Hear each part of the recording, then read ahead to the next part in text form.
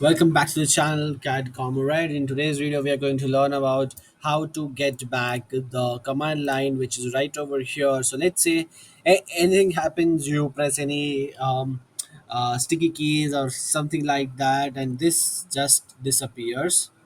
Okay, so let's say the command line right over here is no more and not like no more, but it is not visible to you. So it is very simple. All you have to do is just press control plus 9, which is right over here. Control plus 9 and your command line will be back.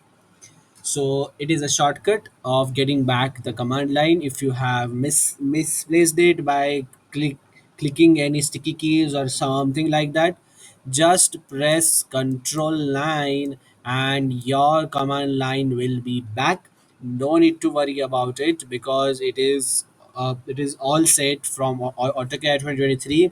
If you have a lower version, I will make a video for you again, but you guys also try the same shortcut, which is control plus 9, and let me know and share this video with someone who may need it and someone who is in problem. So, and thank you for watching, and share it with someone who may need it.